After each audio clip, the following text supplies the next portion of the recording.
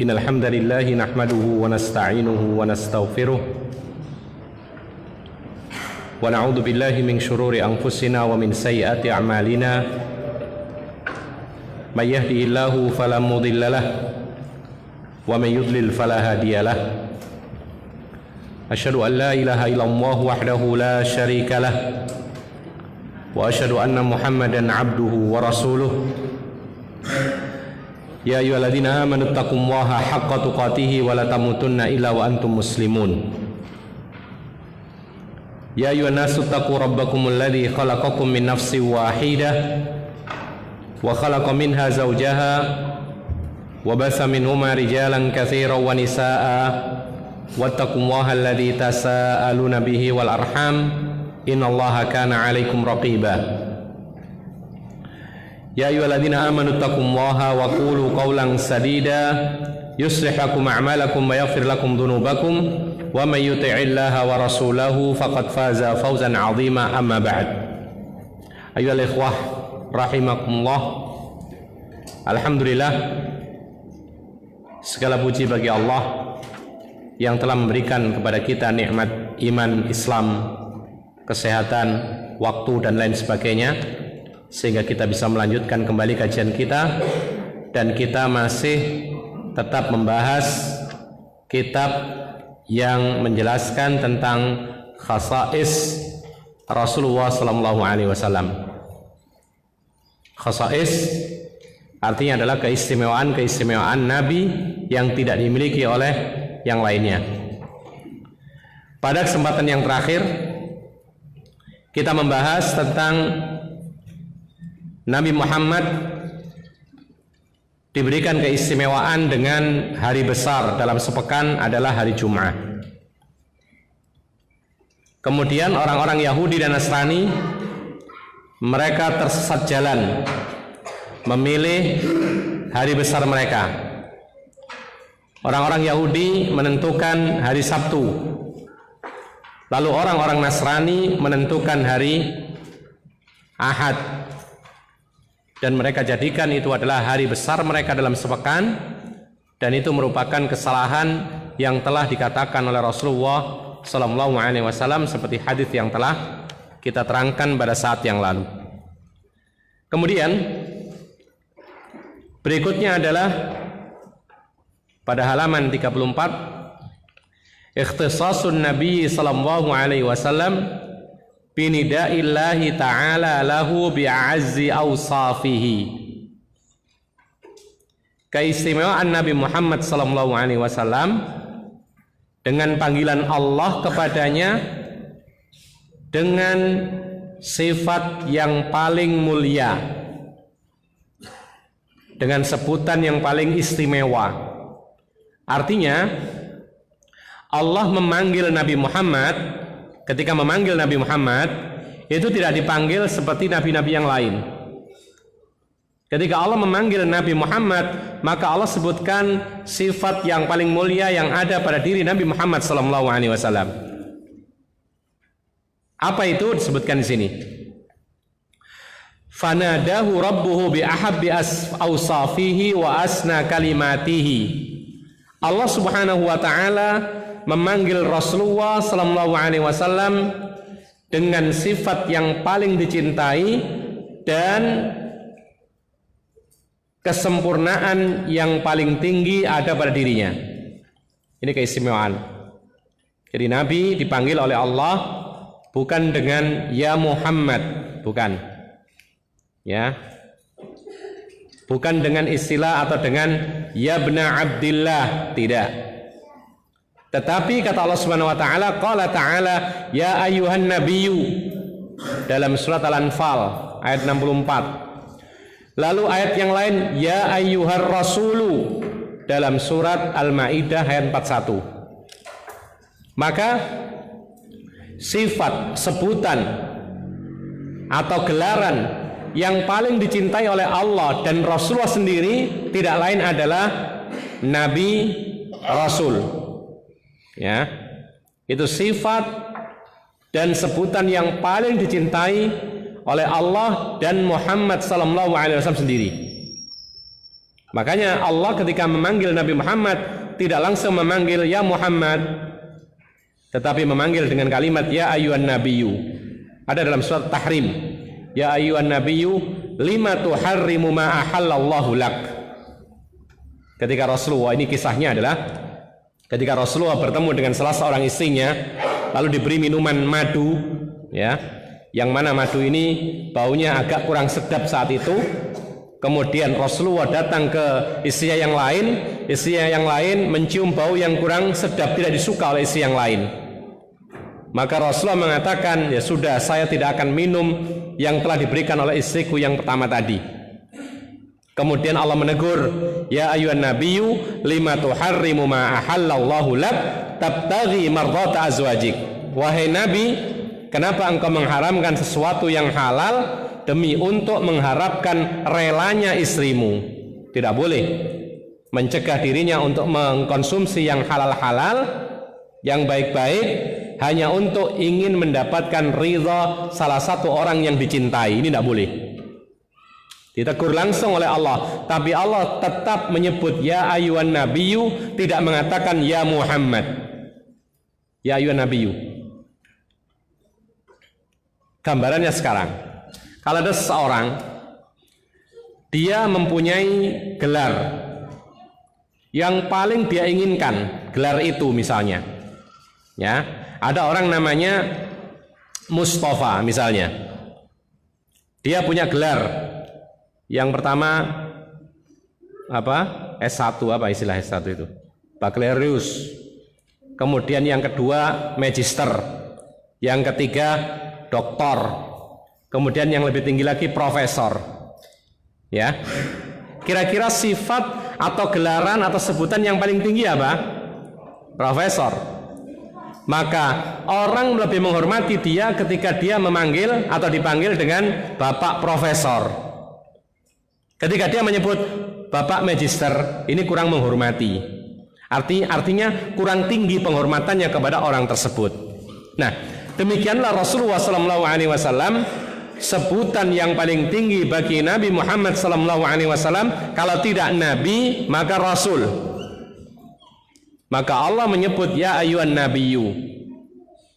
Ada dalam salah satu ayat, ya ayyuhan nabiyyu ittaqillaha wala tuti'il kafirina wal munafiqin. Wahai Nabi, bertakwalah kepada Allah dan jangan taati orang-orang kafir dan orang-orang munafik. Disebut lagi ya ayyuhan nabiyyu. Kemudian dalam ayat yang berikutnya ya ayyuhar rasul, dipanggil oleh Allah wahai Rasul. Perlu diketahui ikhwan fillah azakumullah, ada an-nabiyyu dan ada ar-rasul, itu kalimat an-nabiyyu dan ar-rasul. Juga demikian ada al-rasul. Maka al di sini maknanya adalah al lil ahad lil ilmi. Artinya al di sini adalah untuk menunjuk seorang nabi dan rasul yang telah dipahami bersama bahwa dia adalah Nabi Muhammad, Rasul Muhammad. Karena nabi banyak, rasul banyak. Tetapi ketika dipanggil an-nabi ar-rasul, sang nabi, sang rasul, tidak lain itu adalah Nabi Muhammad SAW. Ikhwan fillah azakumullah. Demikianlah Islam mengajarkan kepada kita untuk mengenal nabi kita. Karena kalau kita kurang mengenal nabi, maka kecintaan kita pun kurang. Ya, orang mengatakan tak kenal maka tak sayang. Sebenarnya ini bisa diterima, cuman tingkatannya berbeda-beda. Semakin orang itu mengenal kebaikan-kebaikan orang lain, maka dia semakin dalam cintanya kepada orang tersebut. Demikian pula kita, ketika semakin dalam, semakin lengkap kita mengenal Nabi Muhammad SAW yang begitu banyak sekali keutamaan dan keistimewaannya, maka semakin tinggi kecintaan kita kepada Nabi Muhammad. Makanya Rasulullah mengatakan tidak sempurna iman seseorang, ya, sampai ini aku ini lebih dicintai pada dirinya dibandingkan dengan orang tuanya, anaknya dan semua manusia. Nah, bagaimana kita bisa mencintai Rasulullah di atas semuanya, di atas orang tua kita, bahkan di atas diri kita, kalau kita tidak mengenal betul Nabi Muhammad SAW? Tidak mungkin orang mencintai Rasulullah di atas kecintaan kepada dirinya atau kepada orang tuanya ketika dia hanya mengenal Nabi Muhammad itu hanya Nabi. Mengenal Nabi Muhammad hanya seorang Rasul. ya, tidak mengetahui kelebihan dan keistimewaannya, tidak akan bisa sanggup mencintai Nabi Muhammad melebihi cintanya kepada dirinya, orang tuanya, anak-anaknya, dan semua manusia. Lihat orang-orang yang kita bisa katakan umumnya manusia, mereka hanya mengaku cinta kepada Nabi Muhammad, tapi kadang-kadang cintanya tidak lebih daripada cinta diri mereka kepada diri mereka sendiri atau kepada pekerjaannya. Lihat ketika Rasulullah menyeru bahwasanya orang laki-laki ketika dipanggil sholat berjamaah, tapi mereka asik dengan keluarganya. Kadang-kadang mereka Islam, orang Muslim, ketika dipanggil untuk azan, kadang-kadang masih asik dengan keluarganya, dengan pekerjaannya, ya, mencari rezeki dan lain sebagainya. Dia lebih suka, lebih cinta kepada pekerjaannya daripada Nabi Muhammad SAW. Tapi orang yang mengenal Rasulullah Muhammad SAW, maka dia pasti akan mengedepankan ketaatan, kepatuhan kepada Nabi Muhammad daripada yang lain-lainnya. Bahkan dia akan mengatakan, ketika orang tuanya sekalipun memerintahkan dirinya untuk melakukan demikian dan demikian, tapi sekarang waktu sholat 5 waktu, maka dia akan mengutamakan Rasulullah SAW memenuhi panggilan Allah untuk sholat 5 waktu. Nah, itu tidak akan terjadi kecuali orang yang betul-betul paham, mengetahui apa keutamaan Rasulullah SAW. Nah, kemudian ikhwan fillah azakumullah, qala Al-Izz bin Abdissalam, berkata Al-Izz Ibnu Abdissalam, wa hadhil khasisatu lam tasbut li ghairihi bal inna kullam minhum nudiya bismih. Beliau mengatakan, keistimewaan ini, keistimewaan apa tadi? Ada yang bisa menyebutkan? Yaitu hanya Nabi Muhammad yang dipanggil oleh Allah dengan sebutan yang paling mulia, nama Nabi atau Rasul. Nah, keistimewaan ini hanya buat Rasulullah SAW dan tidak buat yang lainnya. Bahkan ketika semua nabi itu dipanggil dengan namanya sendiri. Jadi Allah ketika memanggil Nabi Ibrahim, ya Ibrahim, ya, siapa lagi? Ya Musa, dan lain sebagainya. Tapi giliran memanggil Nabi Muhammad, maka Rasulullah dipanggil dengan ya ayyuhar rasul, ya ayyuhan nabi.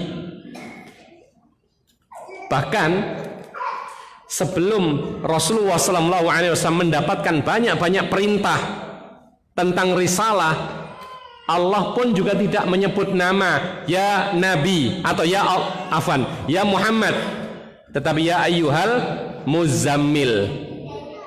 Tidak disebut namanya oleh Allah Subhanahu wa taala.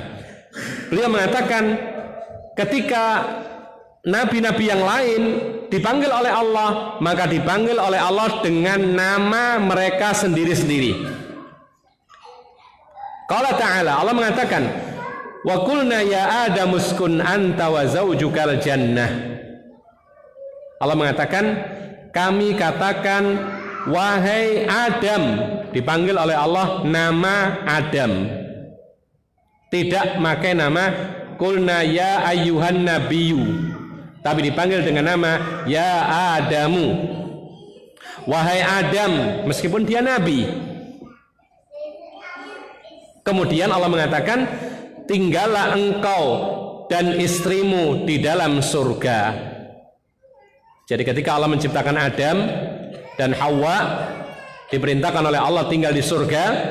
Kemudian semuanya boleh dilakukan kecuali satu. Apa itu? Makan buah dari suatu pohon terlarang. Pohon apa namanya? Bukan pohon khuldi. Pohon khuldi itu syajaratul khuldi, ini nama sifat ya. Syajaratul khuldi itu artinya adalah pohon kekekalan. Bukan namanya pohon ini pohon kekal, bukan. Bukan namanya pohon khuldi, bukan. Tapi diberi sifat, pohon ini adalah pohon kekekalan, karena Allah mengatakan syajaratil khuldi wa mulkin la yabla. Jadi Allah melarang Nabi Adam dan Hawa untuk makan buah dari pohon yang mengakibatkan dia itu kekekalan dan berkuasa, seperti yang dihembuskan, dibisikkan oleh iblis. Jadi iblis membisikkan kepada Adam wahai Adam, makanlah pohon atau buah dari pohon ini, akibatnya nanti engkau akan berkuasa selama-lamanya dan engkau kekal di surga. Maka tergoda. Ya, bukan pohon namanya pohon khuldi, bukan. Khuldi itu artinya kekekalan. Jadi maka Allah Subhanahu wa taala memanggil ya Adam uskun anta wa zaujukal jannah, dipanggil dengan nama ya Adamu, Adam. Kemudian wa qala ta'ala ya Isa ibn Maryam adzkur ni'mati 'alaika. Allah mengatakan wahai Isa ibnu Maryam. Isa anaknya Maryam. Betul? Isa anaknya Maryam. Bukankah seorang itu dinisbatkan kepada bapaknya? Maryam ibunya? Hah? Bukankah di dalam Islam itu seorang anak itu nasabnya kepada ayahnya, tapi kenapa di sini nasabnya kepada Maryam? Karena Isa tidak punya bapak, dan ini keajaiban.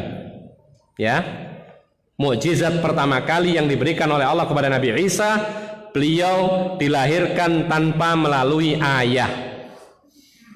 Allah Subhanahu wa taala memerintahkan malaikatnya meniupkan roh ke dalam rahimnya Maryam, kemudian lahirlah seorang yang bernama Isa, kemudian nanti menjadi seorang nabi. Ini keajaiban, mukjizat. Ya. Allah memanggil ya Isa ibn Maryam, wahai Isa ibnu Maryam, dan para ulama mengatakan bahwasanya ada orang-orang tertentu yang boleh dinisbatkan kepada ibunya. Bahkan para ulama memberikan keluasan apabila ta'rif, ya, misalnya untuk pengenal. Misalnya karena apa? Karena mungkin ada orang namanya sama dengan orang lain, nama bapaknya pun sama. Nah, di sini boleh dinisbatkan juga kepada ibunya. Ada seorang perawi, seorang sahabat Nabi, itu namanya Malik ibnu Abdillah. Malik ibnu Abdillah ini banyak pada zaman dahulu, sehingga takut salah maka disebutlah Malik ibnu Buhainah. Malik ibnu Buhainah. Buhainah nama ibunya.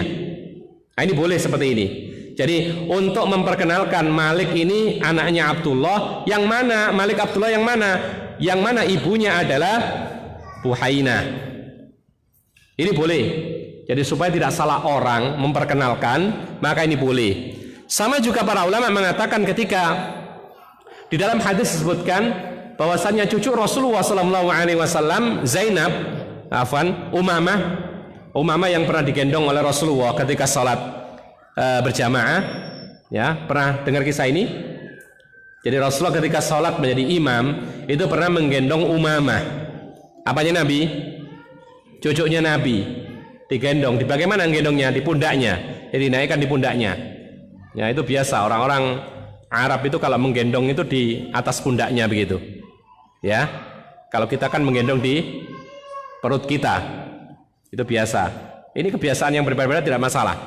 Nah, disebutkan dalam hadis Nabi SAW hamilun Umamata binta Zainabah binti Rasulillah SAW. Ya, Rasulullah pernah sholat sambil menggendong Umamah binti Zainab binti Rasulillah. Rasulullah sholat menggendong Umamah putrinya Zainab, putrinya Rasulullah. Padahal mestinya Zainab ini ibunya, sedangkan suaminya Zainab ini adalah Abul As. Mestinya karena Nabi SAW hamilun Umamata binta Abil As. Kenapa kok tidak dinisbatkan kepada Abil As, tapi dinisbatkan kepada Zainab? Para ulama mengatakan li ta'rif, karena Zainab lebih masyhur daripada Abul As. Ini satu pendapat. Pendapat yang lain mengatakan karena saat itu Abul As dikenal belum masuk Islam. Ini pendapat yang lain. Artinya ketika ada hajat kebutuhan boleh dinisbatkan kepada sang ibu. Jadi tidak mesti tercela. Ya, tidak mesti anak zina. Kadang-kadang ketika ada orang nisbatnya kepada ibunya lalu diduga atau dituduh sebagai anak zina, belum tentu. Karena cucu Rasulullah nisbatnya kepada putrinya Rasulullah SAW, yaitu ibunya. Karena apa? Karena putri Rasulullah lebih masyhur, lebih dikenal daripada menantunya, yaitu Abul As. Nah, oleh karena itu ikhwan fillah azakumullah, termasuk diantaranya adalah ya Isa bin Maryam. Kalau di sini tidak ada jalan lain, karena dia tidak punya bapak, maka nasabnya kembali kepada ibunya. Yang penting di situ Allah memanggil Nabi Isa dengan sebutan namanya langsung, ya Isa, padahal dia nabi. Tapi Allah tidak memanggil ya Nabiyu Isa, tetapi ya Isa. Kemudian wa qala ta'ala ya Musa inni anallah. Sama, Allah memanggil Nabi Musa langsung ya Musa. Ya. Kemudian wa qala ta'ala ya Nuh bisalamin minna. Wahai Nuh, dipanggil juga Nuh, namanya tidak pakai gelaran nabi, padahal beliau nabi, bahkan dia rasul yang pertama. Kemudian wa qala ta'ala ya Ibrahimu qad saddaqtar ru'ya. Wahai Ibrahim, engkau benar-benar telah membuktikan atau telah membenarkan mimpimu. Artinya apa? Ketika Nabi Ibrahim bermimpi menyembelih anaknya, ya, maka mimpi seorang nabi adalah wahyu dari Allah. Kalau seorang nabi mimpi sesuatu, maka dia harus lakukan ketika dia bangun. Nabi Ibrahim ketika memimpi menyembelih anaknya Ismail, maka di pagi harinya dipanggil Ismail, saya sembelih engkau wahai Ismail. Ismail juga nabi, ya. Maka dia mengatakan, ya sudah, kalau itu perintah Allah silahkan. Itu mimpinya nabi pasti benar. Kalau mimpi kita belum tentu benar. Rasulullah mengatakan ar-ru'ya thalath, mimpi itu ada 3. Mimpi kita ini kadang-kadang mimpi benar dari Allah, ya, dan kadang-kadang mungkin kita merasakannya, mimpi di malam hari, kemudian paginya, siangnya, sorenya menjadi kenyataan berupa kebaikan. Berarti ini adalah mimpi dari Allah, ya. Kadang-kadang orang tua bermimpi tentang anaknya, demikian dan demikian, ternyata menjadi kenyataan. Ini mimpi dari Allah biasanya, kalau itu merupakan kebaikan. Kemudian yang kedua, mimpi itu adalah mimpi yang buruk, seperti ihtilam dan lain sebagainya, itu dari setan. Mimpi yang menakutkan, mimpi yang jelek, mimpi mendapati bahaya, mimpi-mimpi yang sifatnya itu tidak memberikan faedah, bahkan mudarat, mimpi yang membuat orang gelisah dan lain sebagainya, semuanya itu termasuk mimpi dari setan, gangguan. Makanya kalau kita mimpi yang tidak baik, tidak usah digubris. Ada tata cara menyikapinya. Di antaranya kalau dia terbangun ketika tidur, maka isti'adzah sambil meludah ke kiri 3 kali, merubah posisi tidur, ya, bila perlu berwudu. Bahkan ada salat 2 rakaat. Ini yang diajarkan Rasulullah. Kemudian kalau sudah berbuat demikian, dia yakin tidak ada apa-apa, insya Allah tidak akan ada mudarat. Kadang-kadang kita merasa mimpi, kemudian kita sedih, kita gundah, lalu kita mikir terus dan semisal, tidak perlu demikian. Nah, yang ketiga disebutkan Rasulullah, yaitu hadithu nafsin, pikiran, mimpi karena pikiran. Ya, ada orang berpuasa hari pertama, hari pertama, dan dia tidak pernah puasa sunnah. Bisa dibayangkan, setahun tidak pernah puasa sunnah, langsung masuk puasa Ramadan hari pertama, bisa dipastikan waktu zuhur sangat-sangat lapar, ya kan? Betul nggak? Lapar sekali, lemah, lapar sampai tertidur. Maka di dalam tidurnya akan bisa melihat dalam mimpinya makanan yang beraneka macam, minuman yang segar dan semisalnya, karena pikirannya makanan dan minuman. Ini mimpi yang dari dirinya sendiri. Nah, tetapi kalau mimpinya Rasulullah SAW adalah selalu benar dan itu wahyu dari Allah Subhanahu wa Ta'ala. Allah sekali lagi memanggil nama Nabi Ibrahim, ya Ibrahim qad saddaqtar ru'ya, dipanggil namanya langsung tanpa ada sebutan Nabi. Wala yakfa ala ahadin anna sayyida idza da'a ahada 'abidihi bi afdhala ma wujida fihi min al-awsafil 'aliyah wal akhlaqis saniyah wa dala qarina bi asma'ihil a'lam la yush'iru bi was'in min al-awsafi wala bi khuluqin min al-akhlaq inna manzilata man da'ahu bi afdhalil asma'i wal awsaf a'azzu 'alaihi wa aqrabu ilaihi mimman da'ahu bismihil 'alam. Ini alasannya. Beliau mengatakan tidak diragukan lagi bahwa seorang tuan, ini gambaran tuan majikan dengan budaknya, ya. Ada majikan dengan budaknya. Ketika majikan itu memanggil salah satu budaknya, budak itu kan macam-macam. Kadang-kadang budak itu pandai, ada yang saleh, ada yang jelek, bahkan secara fisik kadang-kadang juga tidak bagus, kadang-kadang ada yang fisiknya bagus, ada yang pintar, ya, ada yang cakap bekerja, ada yang pemalas, macam-macam. Sampai-sampai para ulama mengatakan ketika ditanya, kenapa sih di dalam Al-Quran itu ada ayat tentang mukatabah itu bersyarat? Mukatabah itu adalah kalau ada budak minta merdeka dari tuannya dengan cara membayar angsuran harga dirinya sendiri. Misal nih, saya budak misalnya, misal ini ya, saya punya tuan, maka saya mengatakan, wahai tuan saya mau merdeka dan saya akan bayar harga saya dalam waktu sekian tahun, setiap tahunnya sekian, sekian dan sekian sampai lunas. Ini namanya mukatabah. Mukatabah. Ya, lain halnya dengan orang yang membeli budak lalu dimerdekakan. Ini lain lagi. Tapi ini adalah yang memerdekakan adalah budak itu sendiri. Nah, di dalam Al-Quran, apabila ada orang budak yang minta merdeka dari tuannya dengan cara membeli dirinya sendiri mengangsur, maka Allah mengatakan, fakatibuhum in alimtum fihim khaira. Kasih kesempatan dia akad mukatabah itu, berikan perjanjian merdeka itu dengan cara dia membayar dirinya sendiri dengan angsuran, dengan syarat kalau kalian melihat itu adalah maslahat. Nah, para ulama ditanya, kenapa sih kok tidak langsung saja dikasih? Ya, silahkan bayar dirimu sendiri, merdeka. Kenapa kok diberi syarat in alimtum fihim khaira? Kalau engkau tahu itu adalah kebaikan, maslahat bagi mereka. Karena budak itu kadang-kadang dimerdekakan atau merdeka tapi tidak maslahat. Loh, kok bisa begitu? Para ulama mengatakan karena budak itu bermacam-macam. Ada orang budak ketika menjadi budak bekerja untuk tuannya sehingga dia bisa makan, minum, mendapatkan tempat tinggal yang layak. Ini maslahat.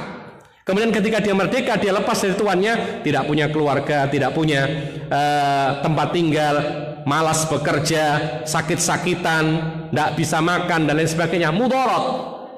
Maka budak yang seperti ini tidak maslahat jika dia diberikan akad mukatabah. Karena ada seorang budak yang rajin bekerja, ya, badannya sehat, punya keahlian baca tulis dan lain sebagainya. Ini biasanya lebih mahal. Sedangkan ada budak lagi yang lain sudah orangnya malas, kemudian apalagi sudah malas, kemudian usianya sudah tua, tidak produktif, sakit-sakitan, ini menjadi beban. Maka seperti ini seorang tuan atau majikan tidak dianjurkan memberi kesempatan dia untuk mukatabah tadi, dan dianjurkan seorang majikan ini terus memberikan nafkah kepada sang budak ini sampai meninggal dunia. Nah, ma'asyiral muslimin rahimakumullah, kata penulis kitab ini, tidak ragu lagi bahwa seorang majikan apabila memanggil salah satu budaknya dengan sebutan yang paling utama dari sifat-sifat yang mulia dan akhlak yang tinggi, lalu majikan itu memanggil budak-budak yang lain dengan langsung nama-nama mereka, tidak dipanggil dengan sifat-sifat yang mulia dan akhlak yang mulia, maka sesungguhnya kedudukan budak yang dipanggil dengan nama yang paling tinggi dan sifat yang paling mulia itu jelas menunjukkan lebih mulia, lebih dekat kepadanya dibandingkan dengan budak-budak yang lain yang dipanggil hanya dengan namanya langsung. Ada seorang majikan punya budak 5, ya, yang satu namanya Abdullah, yang kedua namanya Ahmad, yang ketiga namanya Mustafa, yang keempat namanya Zaid, ya, yang kelima namanya apa? Yang kelima namanya apapun namanya terserah. Semuanya ini dipanggil dengan namanya langsung. Ya Mustafa, ya Ahmad, ya Zaid. Demikian. Tapi ada satu di antara mereka yang punya kebiasaan dia ini adalah rajin bekerja. Maka dipanggillah ya nasyid, ayyuhan nasyid. Ya, dipanggil dengan sifatnya, sifat kemuliaan. Apa itu? Rajin bekerja. Atau salah seorang budak itu suka berpenampilan bersih sehingga dipanggil ayyuhan nadhif. Wahai orang yang suka bersih dalam penampilan. Atau misalnya orang ini saleh, yang lainnya kurang saleh, dipanggil ya ayyuhas salih, wahai orang saleh. Maka ini jelas menunjukkan kepribadian lebih mulia dan ia lebih dekat kepada tuannya. Kedudukannya lebih lebih dekat kepada tuannya dibandingkan dengan budak-budak yang lainnya. Tidak usah jauh-jauh ya. Kita kadang-kadang punya pegawai, atau misalnya di antara kita yang punya pegawai, banyak pegawainya, biasanya dilihat ada 1-2 orang yang amanah, ya, maka dipanggillah ayyuhal amin, wahai orang yang amanah. Ini jelas menunjukkan kedekatan, kemuliaan dan semisalnya. Ketika Allah memanggil Nabi Muhammad SAW dengan ya ayyuhan nabiyyu, ya ayyuhar rasulu dan semisalnya, maka ini menunjukkan kedekatan Allah kepada Nabi Muhammad dan Nabi Muhammad kepada Allah lebih daripada para nabi dan para rasul yang lainnya. Ma'asyiral muslimin rahimakumullah. Lalu ada permasalahan disebutkan oleh para ulama bahwasanya bagaimana dengan kata Muhammad dalam Quran. Kata Muhammad dalam Quran. Ada yang bisa menyebutkan ada kalimat Muhammad dalam Quran? Ada? Mana? Makana Muhammadun aba ahadin mir rijalikum. Bagus. Ada ayat yang lain yang kedua? Nah, ada lagi yang ketiga? Surat Al-Fath. Muhammadur Rasulullah. Artinya dalam Quran ada nama-nama Muhammad. Tadi katanya Allah tidak pernah memanggil nama Muhammad. Ya, tapi ketika diteliti dalam Quran ada nama-nama Muhammad seperti yang disebutkan tadi dalam surat Al-Ahzab, dalam surat dalam surat Al-Fath, Muhammadur Rasulullah walladzina ma'ahu asyidda'u 'alal kufar dan seterusnya. Ya, maka Muhammadun aba ahadin mir rijalikum walakin Rasulullah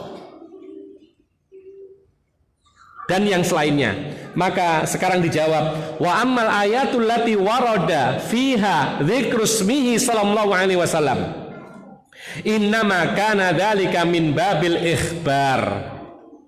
Adapun nama Muhammad yang ada dalam Al-Qur'an disebutkan nama, ya, ada nama Muhammad jelas, maka itu termasuk bab berita. Artinya apa?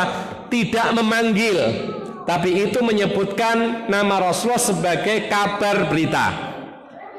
Berbeda dengan memanggil. Baik, sekarang orang memanggil nama langsung dengan memanggil gelarannya. Kira-kira mana yang lebih sopan? Sekali lagi, kita memanggil seorang dengan namanya langsung dibandingkan dengan kita memanggilnya dengan gelarannya. Dia misalnya insinyur, kita panggil namanya Mustafa, dia adalah insinyur, kita panggil Mustafa sini, atau wahai insinyur kemarilah. Mana yang lebih sopan? Insinyur. Seorang dokter, wahai dokter, tolong ini bagaimana caranya menyelesaikan. Atau kita panggil namanya wahai Muhammad, padahal dia dokter. Tentu saja panggilan dengan gelaran-gelaran yang diinginkan itu adalah yang lebih menghormati.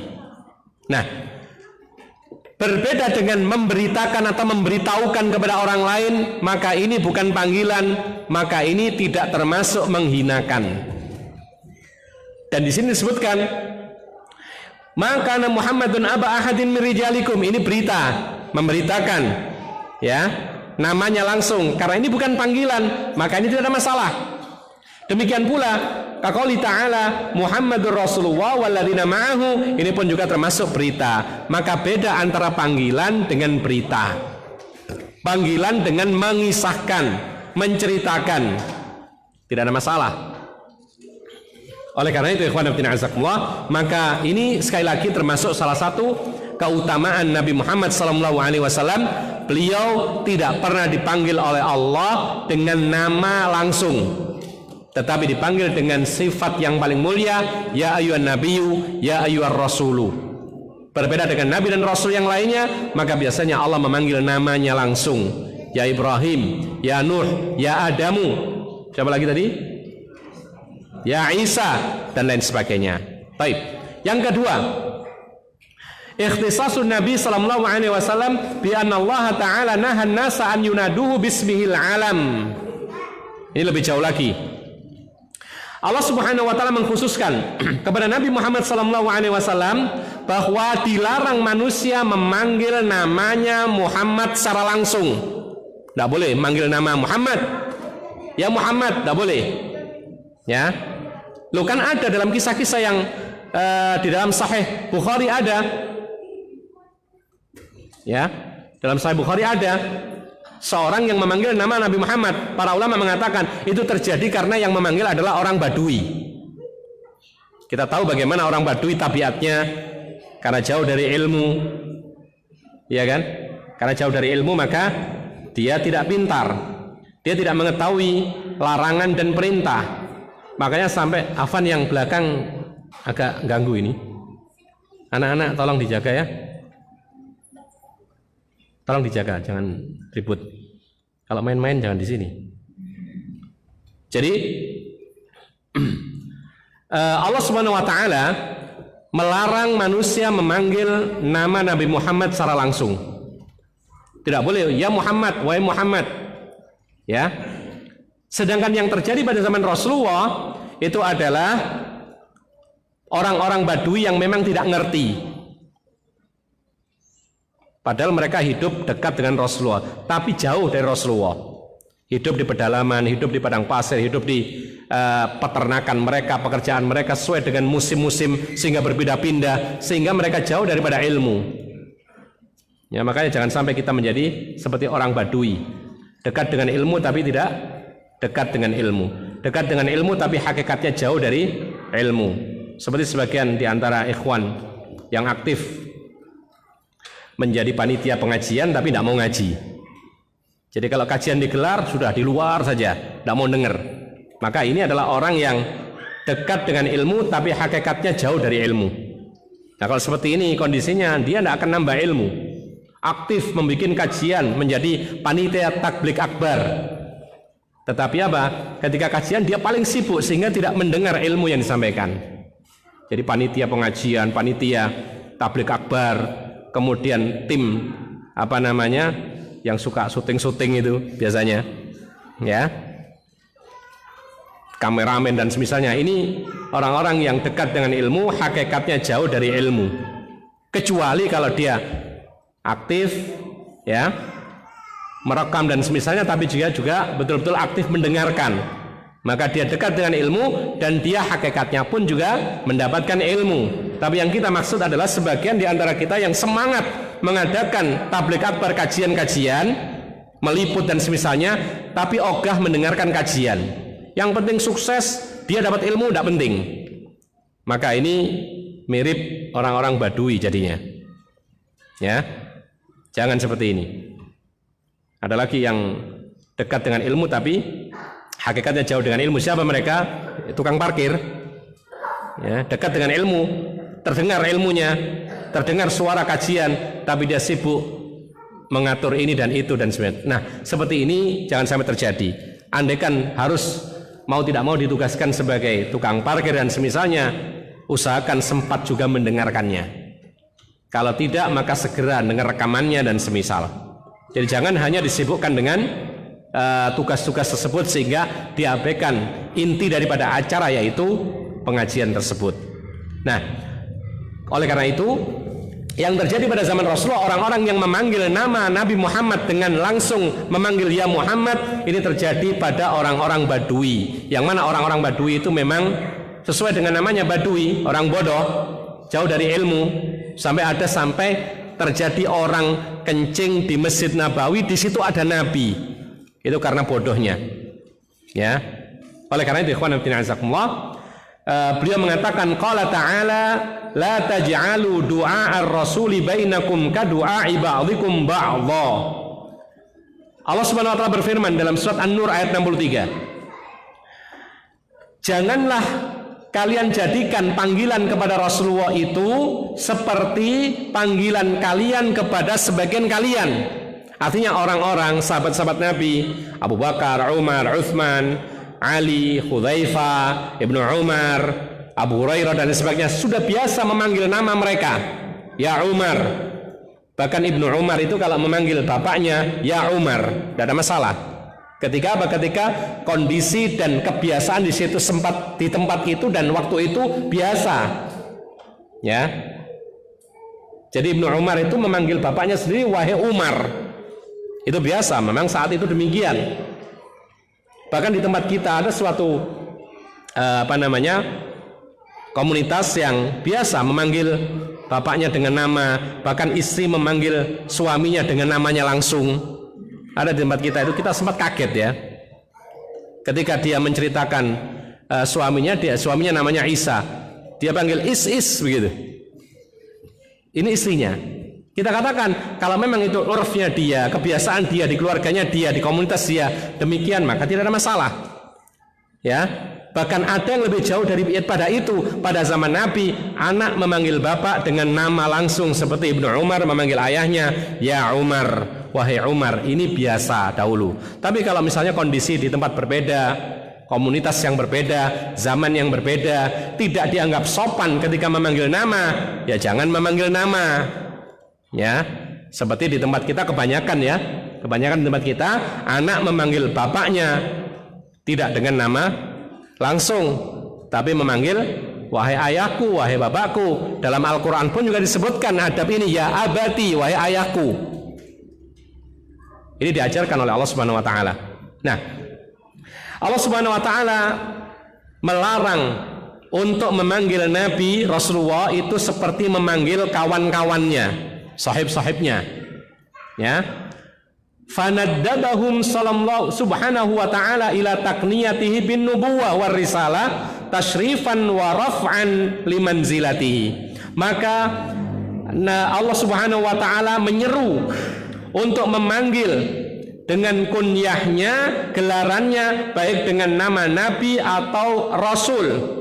Ya Nabi Allah, ya Rasulullah, ya ayyuhan Nabi, ya ayyuhar Rasul, sebagai pemuliaan dan mengangkat derajatnya Nabi Muhammad sallallahu alaihi wasallam. Ayat ini ikhwan fillah azakumullah tentang la taj'alu du'a ar-rasuli bainakum ka du'a'i ba'dikum ba'dha. Ini ada asbab nuzulnya. Suatu ketika diceritakan oleh Anas bin Malik, beliau mengatakan, "Kuntu amshi ma'an Nabi sallallahu alaihi wasallam wa alaihi burdun najrani ghalid al-hasyiyah." Kata Anas bin Malik, ya, Anas bin Malik menceritakan, pernah aku berjalan bersama Rasulullah sallallahu alaihi wasallam. Rasulullah sedang dalam keadaan memakai kain yang sangat tebal dari Najran, semacam wol. Jadi Rasulullah SAW itu pakaiannya berganti-ganti sesuai dengan kemampuannya. Kadang-kadang Rasulullah pakai baju yang sangat-sangat bagus. Disebutkan oleh Anas bin Malik, pernah aku mendapati Rasulullah memakai pakaian yang sangat indah, setelan berwarna dominannya merah. Sampai dia mengatakan, aku memandang bulan dan memandang Rasulullah. Aku pandang bulan dan memandang Rasulullah. Ternyata yang lebih indah dan lebih aku sukai memandang Rasulullah. Nah, suatu ketika, bahkan dalam riwayat Tirmidzi disebutkan, karena kondisinya demikian dan Rasulullah orangnya apa adanya, tidak tidak mencari-cari yang lebih, maka pernah Rasulullah SAW mempunyai kain dari wol tebal, ya, tebal. Kemudian ketika dia berkeringat, maka kainnya, bajunya semakin berat karena keringatnya. Ini pernah Rasulullah memakainya. Nah, ketika Anas berjalan bersama Rasulullah Sallallahu Alaihi Wasallam, fa'adrakahul Arabi, tiba-tiba berjumpa dengan seorang badui, laki-laki badui di sini. Ya, nah Rasulullah SAW belum tahu kalau ini ada orang badui. Ya, maka fajabadahu biridaihi jabdatan syadidatan. Maka si badui tadi menarik kainnya Rasulullah SAW dengan tarikan yang sangat kuat. Ditarik begitu. Nabi loh ditarik seperti ini. Ya, kainnya ditarik. Seperti narik apa begitu? Narik hewan begitu. Ya. Fanadhartu ila safhati atiqihi fa'atharat biha hasyiatar rida min syiddati jabdatihi. Maka aku lihat di lehernya Rasulullah SAW itu ada bekas tarikan yang kuat yang dilakukan orang Badui dari bekas kain yang ditarik mengenai lehernya, karena kainnya kasar, ditarik kuat sehingga membekas, memerah, ditarik kuat kemudian memerah. Kalau kita yang ditarik mungkin kita sudah marah, ya, atau paling tidak mungkin berkata ucapan yang kasar, meskipun ucapan itu bukan memaki, ya. Yang lebih baik adalah berzikir kepada Allah.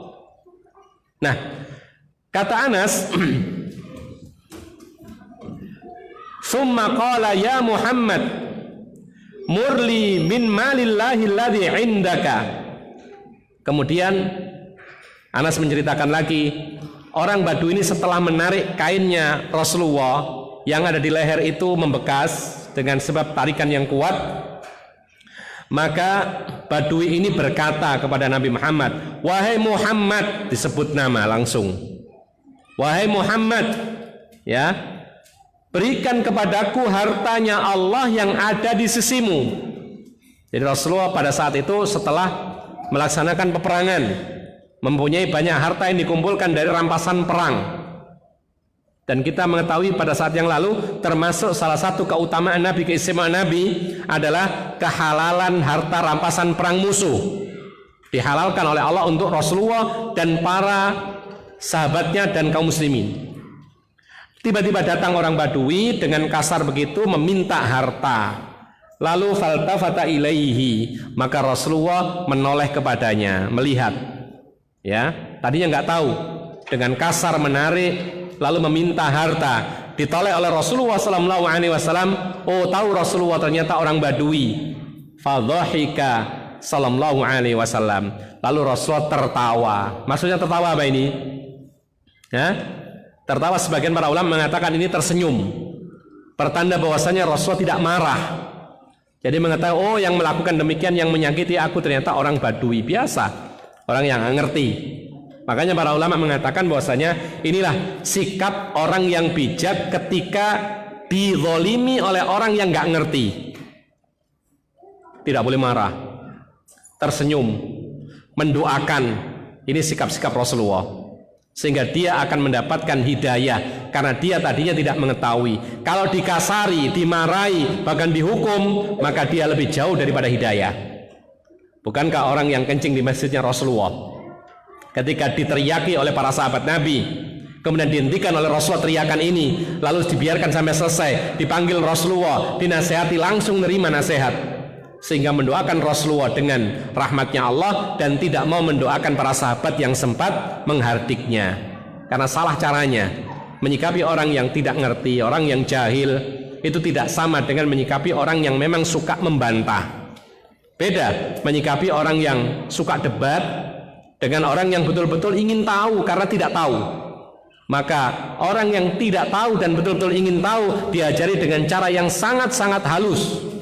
Andaikan dia jatuh kepada kesalahan, tidak usah dimarah. Berbeda dengan orang yang suka membantah, ya, tanya terus tapi tidak mau melakukan, ini boleh dimarahi seperti ini.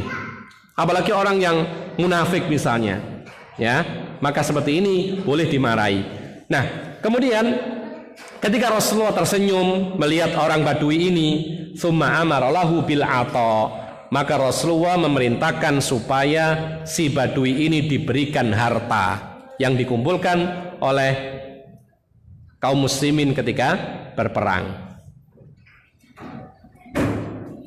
Maka Ibnu Katsir mengatakan bahwasanya ketika mereka ini atau orang-orang Badui memanggil ya Muhammad, ya Muhammad, semakin banyak orang-orang yang tidak paham memanggil nama ya Muhammad, ketika ada kebutuhan memanggil ya Muhammad, maka turunlah ayat la taj'alu du'a'ar rasuli bainakum ka du'a'i ba'dikum ba'dha. Allah melarang jangan kalian itu memanggil Nabi Muhammad SAW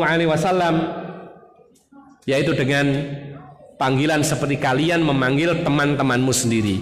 Maka Allah memerintahkan kepada kita untuk memanggil dengan ya Rasulullah, ya Nabi Allah, ya ayyuhar Rasul, ya ayyuhan Nabi. Adzan dulu kita skors, kemudian kita lanjutkan setelah adzan. Wallahu a'lam bishawab.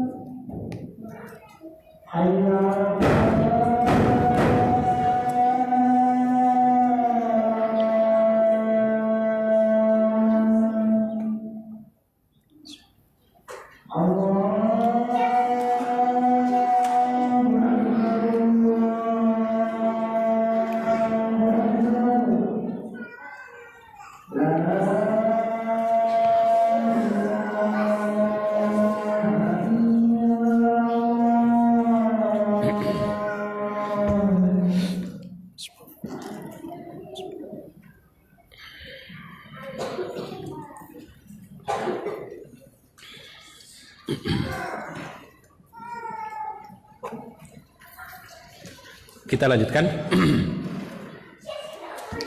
Qala Abu Nu'aim al-Asbahani. Abu Nu'aim al-Asbahani mengatakan, fa khassahu Allah Ta'ala bihadhihi al-fadilah min baini rusulihi wa anbiya'ihi wa akhbara subhanahu an sa'iril umam annahum kanu yukhatibuna rusulahum wa anbiya'ahum bi asma'ihim ka qauli qaumi Musa lahu ya Musa ja'al lana ilahan kama lahum alihah wa qaulu qaumi Isa lahu ya Isa ibn Maryama hal yastati'u rabbuka wa qaulu qaumi Hudin lahu ya Hudu ma ji'tana bibayyinah. Allah mengkhususkan dengan keutamaan ini dan tidak dikhususkan untuk para rasul dan nabinya yang lain, ya. Dan Allah memberitakan atau memberitahukan kepada kita tentang seluruh umat yang pernah ada bahwa mereka pernah berbicara kepada Rasul mereka dan Nabi mereka itu langsung dengan nama, memanggil nama. Artinya apa? Hanya Nabi Muhammad saja yang tidak diperbolehkan untuk umatnya memanggil nama Muhammad.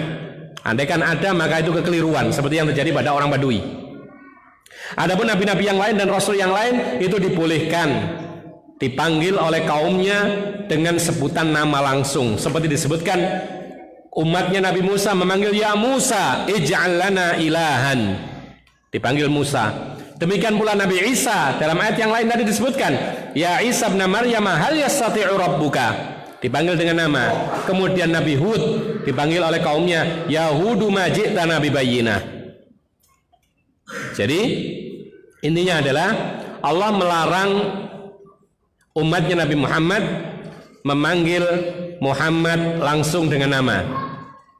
Diperintahkan disematkan gelaran-gelaran seperti ya Rasulullah, ya Nabi Allah, ya ayyuhar Rasul, ya ayyuhan Nabi.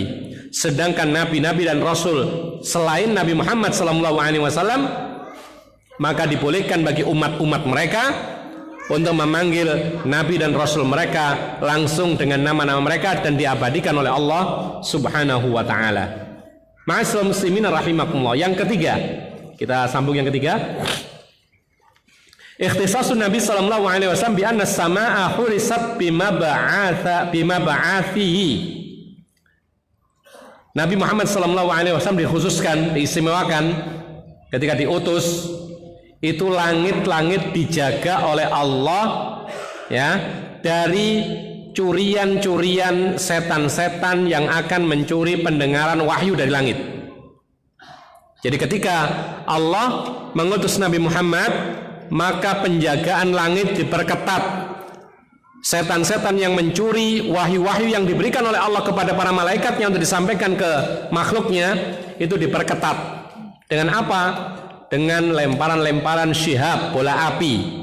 Disebutkan oleh Allah Subhanahu wa taala. Qala ta'ala hikayatan 'anil jin.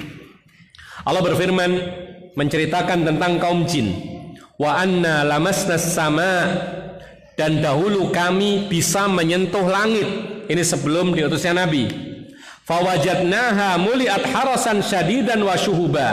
Lalu kami mendapati penuh dengan penjagaan yang sangat ketat wa syuhuban dan bola api. Wa anna kunna naq'udu minha maqa'ida lis-sam'i.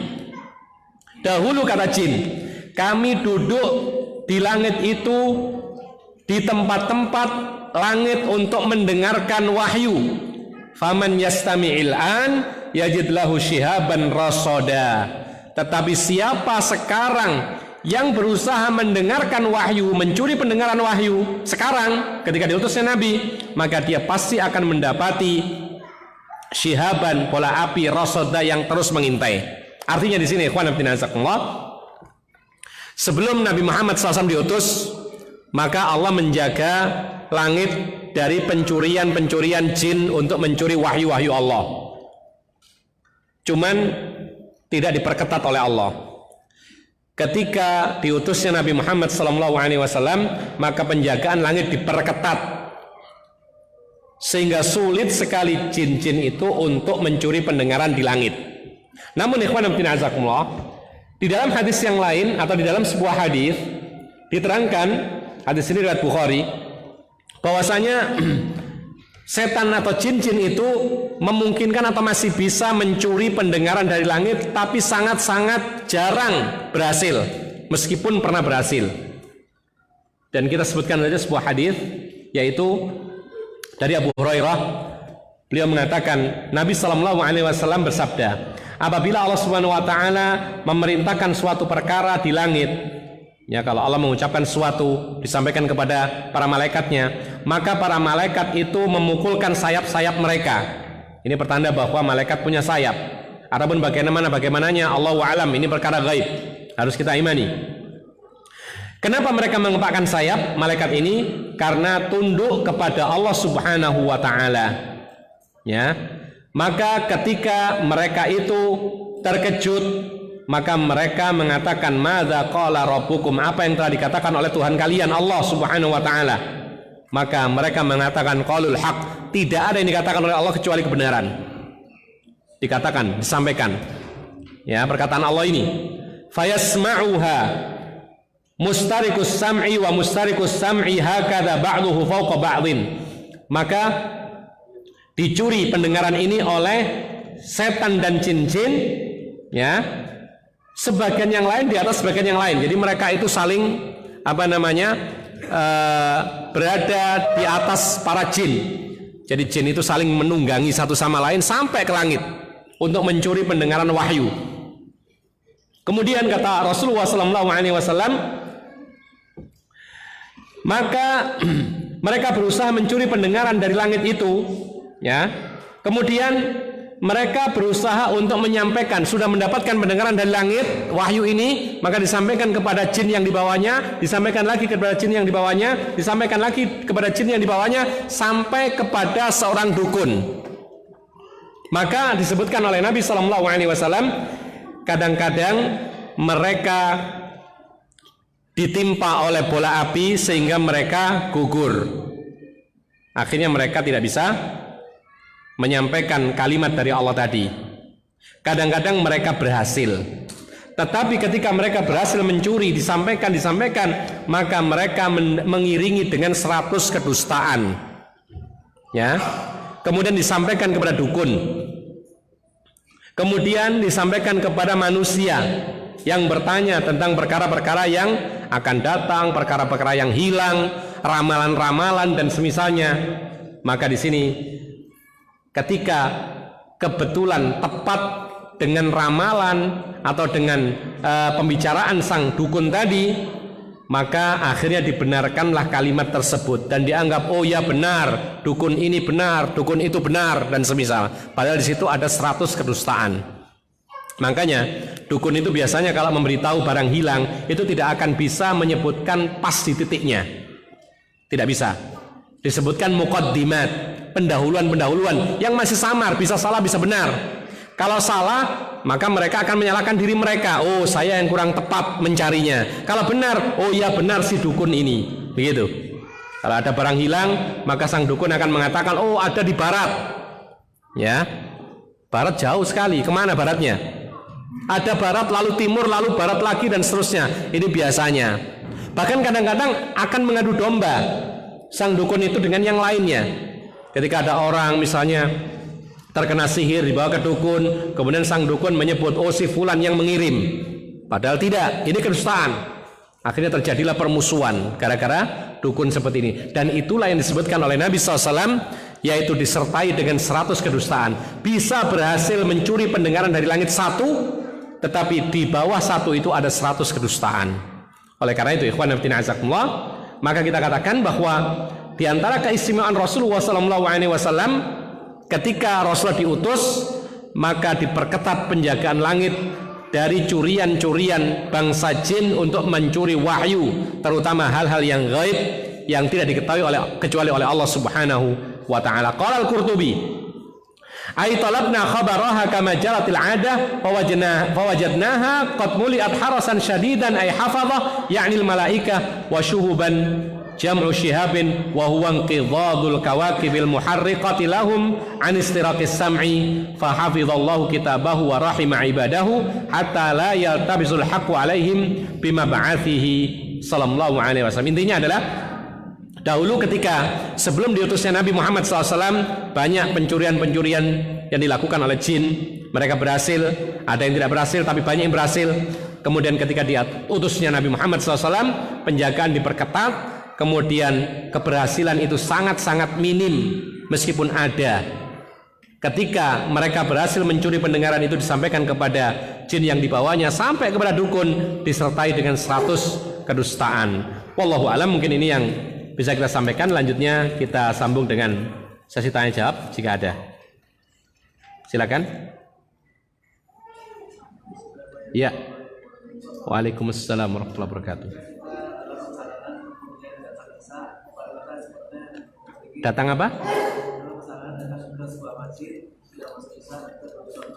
Belum sholat maghrib ya.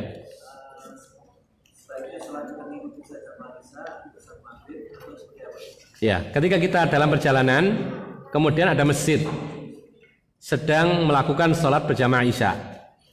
sedang berjalan isyanya. Kita belum sholat maghrib dan isya. Apakah sebaiknya kita ini mengikuti imam dengan niat isya, atau kita ini ikut imam tapi niat kita maghrib? Ya. Maka jawabannya adalah ini termasuk perbedaan pendapat para ulama. Sebagian mengatakan bahwasanya ini mazhab Syafi'i, mengatakan bahwasanya yaitu waktu atau sholat yang pada waktunya itu lebih berhak. Maka dia melakukan sholat dengan niat sholat isya. Karena saat itu adalah waktu isya, maka dia lebih berhak untuk dilakukan sholat isya. Cuman akhirnya tidak mengurutkan sholat wajib, kan gitu. Dan Rasulullah tidak pernah tidak urut dalam sholatnya, meskipun dia qadha, meskipun musafir, tidak pernah tidak urut, pasti urut. Maka para ulama mengatakan pendapat yang kedua, yaitu tetap diurutkan, kemudian masuk ke dalam sholat berjamaah, berniat sholat maghrib, berniat sholat maghrib. Ya, bagaimana dengan rakaatnya kan berbeda. Maka ada beberapa cara masuk niat sholat maghrib, imamnya sholat isya. Ketika dapat 3 rakaat, dia bisa salam, langsung dia naik lagi dapat 1 rakaat bersama imam isya. Atau yang kedua caranya adalah ikut bersama imam. Ketika dapat 3 rakaat, dia duduk menunggu supaya bisa salam bersama-sama imam. Tidak ada masalah dua-duanya.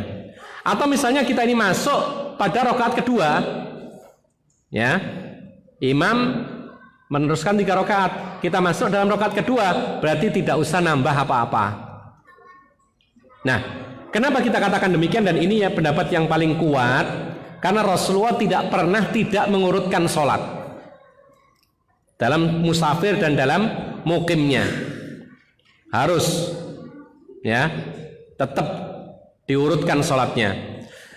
Sekarang pertanyaannya, berarti kan berbeda niat antara imam dan makmum, boleh nggak? Jawabannya boleh, ada dalilnya. Berbeda niat antara imam dengan makmum, beda niat itu ada dalilnya. Sebagaimana Rasulullah SAW pernah mengatakan, mengapa salah seorang di antara kalian yang duduk ini tidak berdiri bersama orang yang salat sendirian supaya menjadi jamaah sedekah. Jadi ada orang terlambat habis salatnya, dia salat sendirian. Ada orang duduk-duduk usai salat, maka Rasulullah menegur, kenapa nggak ikut sedekah buat dia supaya jadi jamaah? Para ulama mengatakan makmumnya kan sudah salat fardu, kalau dia ulang berarti sunnah. Sedangkan orang yang masbuk salatnya salat wajib. Berbeda niat antara imam dan makmum. Ini satu. Yang kedua, Mu'adz bin Jabal, beliau tinggal di awali Madinah.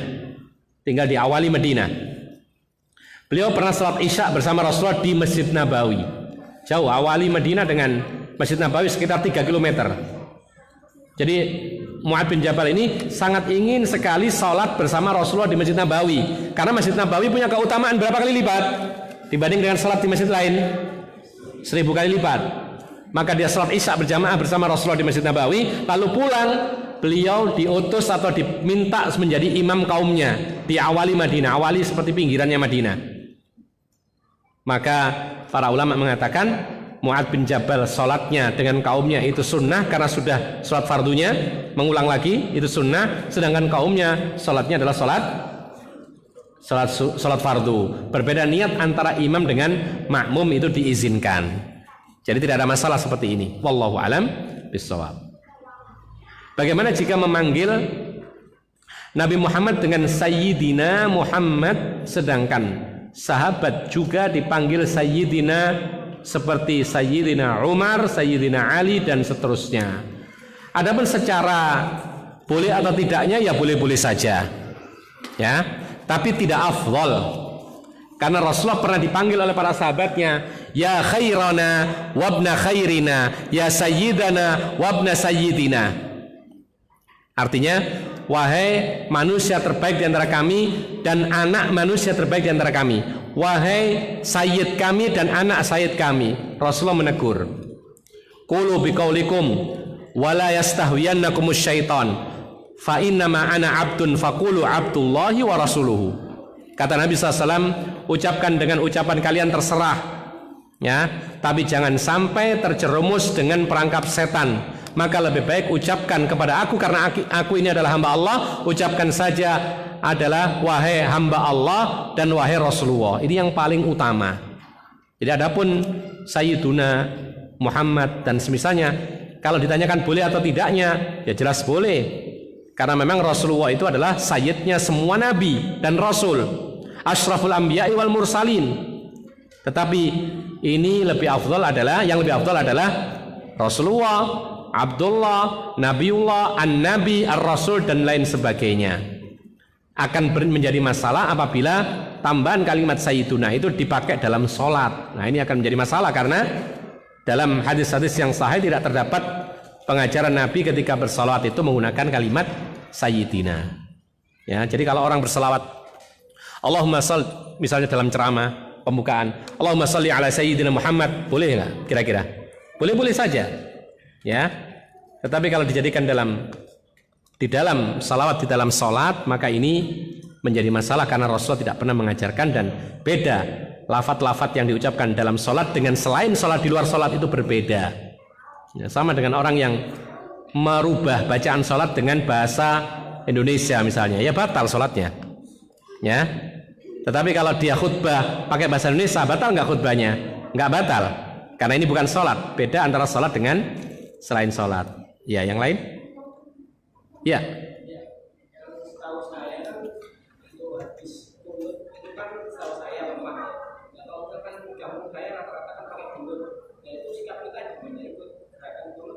Kira-kira kalau antum menganggapnya apa kunut itu?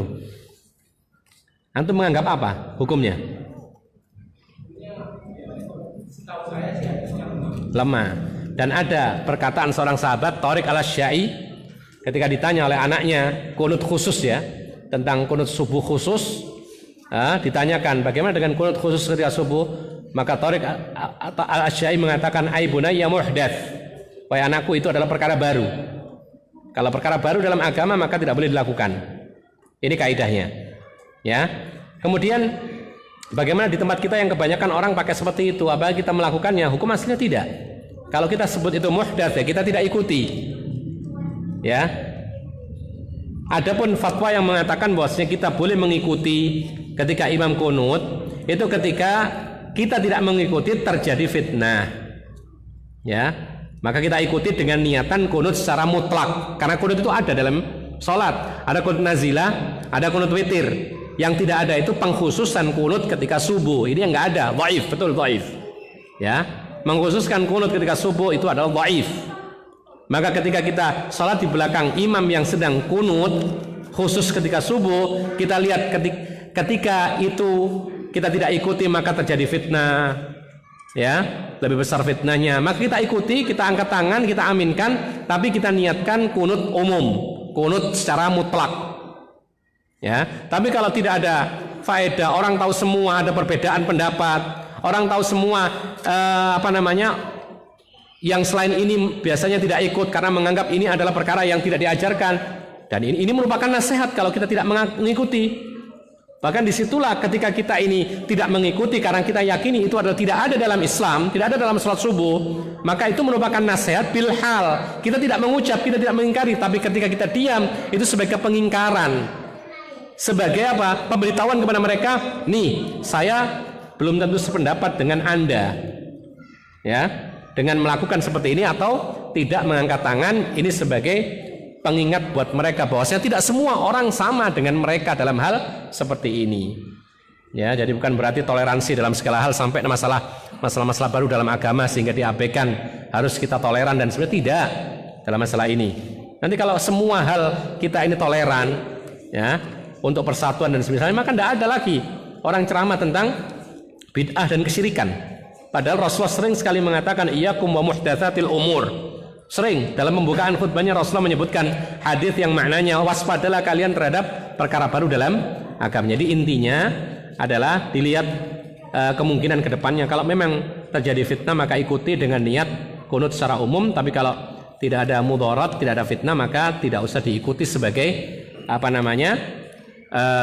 nasihat buat mereka-mereka. Nanti mungkin mereka akan bertanya kepada antum, loh kok gak ikut kunut? Sempatan untuk menjelaskan. Ya kan? Wallahu a'lam. Iya. Jamak qasar, ganti imam. Imamnya enggak jamak qasar. Nah, terus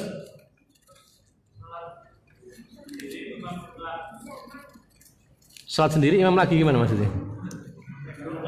Hah? Zuhur. Tidak jamak qasar, dia salat zuhur. Imam atau makmum? Imam. Mengkosok menjamak asar. Ya terus sendiri atau berjamaah? Dia sendirian?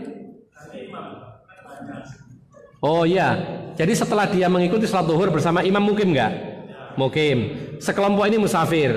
Ya sudah, setelah itu dia memimpin salat asar sendiri, memimpin jamaah sendiri para musafirin. Ya tidak apa-apa, ada hajat seperti ini.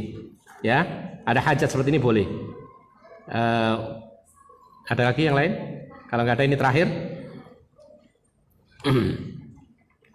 Kenapa?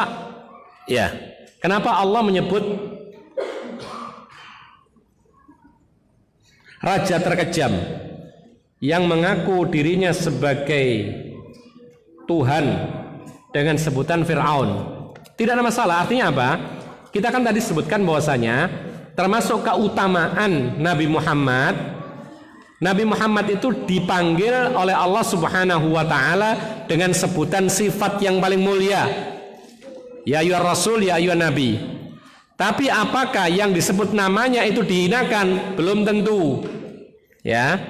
Artinya kalau disebut nama ini tidak paling istimewa gitu loh. Yang disebut sifat yang paling mulia itulah yang paling istimewa. Tapi kalau disebut namanya belum tentu hina, belum tentu mulia. Adapun para nabi yang disebut namanya, kemuliaan ada pada dalil-dalil yang lain. Sedangkan Fir'aun disebut nama Fir'aun itu karena apa? Karena saking yaitu apa? Yaitu kufurnya kepada Allah Subhanahu wa taala dengan dalil-dalil yang lain. Ini menunjukkan bahwasanya Fir'aun ini adalah orang yang zalim, orang yang ingkar kepada Allah dan semisalnya. Ya tidak bertolak belakang dengan apa yang kita bahas ini. Wallahu alam, mungkin ini yang bisa kita sampaikan. Mudah-mudahan bermanfaat. Wa akhiru da'wana alhamdulillahirabbil alamin. Wa sallallahu ala nabiyyina Muhammadin wa ala alihi wa sahbihi ajma'in. Subhanakallahumma bihamdika asyhadu an la ilaha illa anta astaghfiruka wa atubu ilaik. Assalamualaikum warahmatullahi wabarakatuh.